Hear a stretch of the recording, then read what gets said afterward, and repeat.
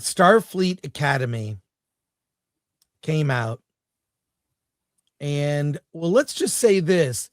Our friend Gary from Nerdrotic, he played a little prank, and he put out a video of a Spock action figure in a chair, and it got more views than Starfleet Academy. More people were watching an action figure of Spock in Nerdrotic's chair than actually watching Starfleet Academy. I took this screenshot.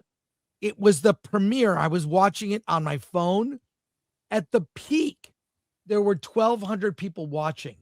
That's like how many people watch Versus on Monday, or even this show when we review something people care about. 1,200 people. But Gary from Nerdrotic put Spock in a chair, and it got more views. I mean, that's insane. And we have the episode here, and strangely, it's got 4,000 upvotes, and it's 84,000 views. You can watch the first episode of Starfleet Academy on YouTube. 84,000 views from 3 days ago, or 2 days ago. Season 1, episode 1 of a Star Trek show. I mean, look, I'm not really happy about this. This really tells you how dead the franchise is. Look at this from Geeks and Gamers on X, and from their website as well. Nerdrotic humiliates Star Trek Starfleet Academy after Spock action figure destroys premiere numbers. I'm going to go to this story because you got to see this, Alan. It's insane. Do you have notes for this? I don't know. There's not many notes you need. Not much you need to know. But look at this. He had a Nerdrotic, my live stream with a Spock action figure in an empty chair beat Starfleet Academy's 1,300 plus peak live viewers on YouTube in under 3 minutes. He's got 1,500. There were actually 5,000 watching at the peak of that. It's nothing's happening. It's Spock in a chair. I mean, this is amazing. In a move that perfectly captured the current state of modern Star Trek, YouTuber Gary Beekler, you should subscribe to him, better known as Nerdrotic, decided to test just how weak audience interest really was for the latest Kurtzman Trek series. His experiment was simple. Could a live stream consisting of nothing more than a stationary camera pointed at a Spock action figure in an empty chair outperform the official Starfleet Academy YouTube premiere? The Starfleet Academy premiere peaked at roughly 300 concurrent viewers during its official YouTube review. The number was already being widely criticized as shockingly low for a major franchise tied to Paramount's streaming strategy. Nerdrotic didn't just beat that number, he obliterated it. Look at this. 24,000 views within under 3 minutes. The empty chair Spock live stream surpassed Starfleet Academy's concurrent viewers.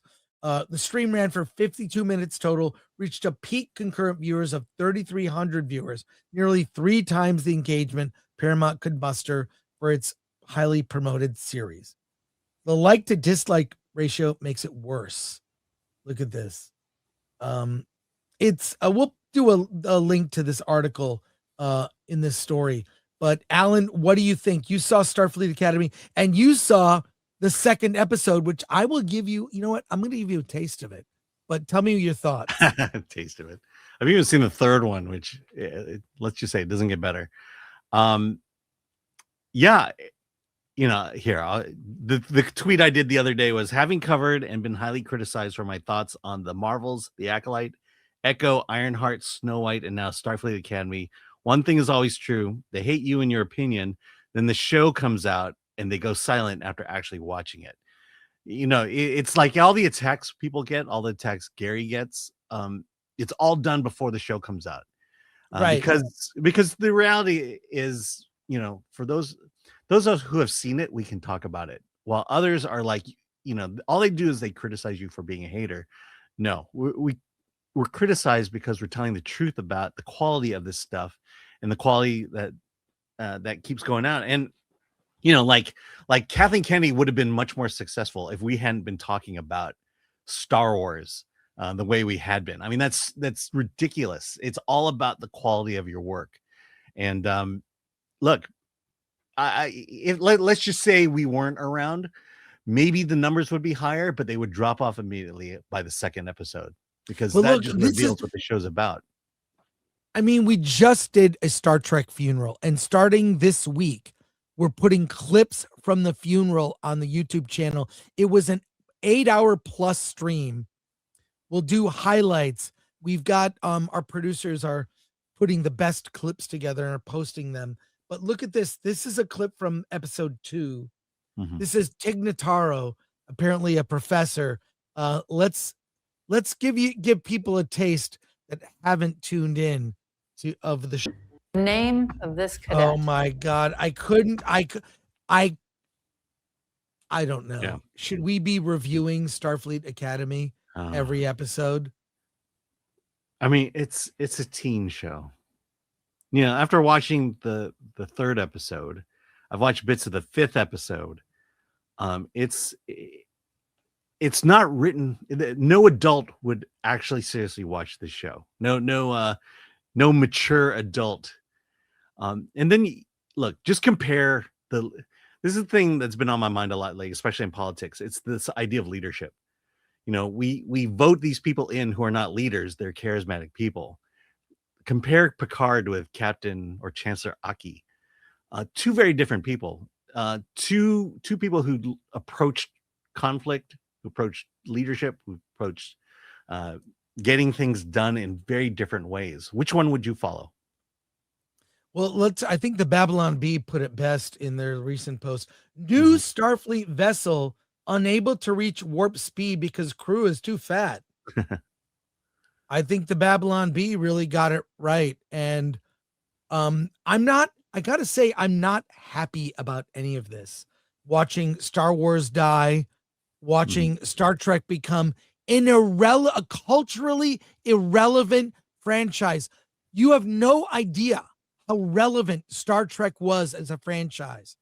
I take no joy in watching it go down in flames, and the very people that are the shepherds of these franchises have no respect for what it means, what it could really do. It could positively influence people to aspire to be something better, but it currently celebrates morons and a definition of diversity that has perverted the very ideals that Gene Roddenberry upheld. Star Trek is dead.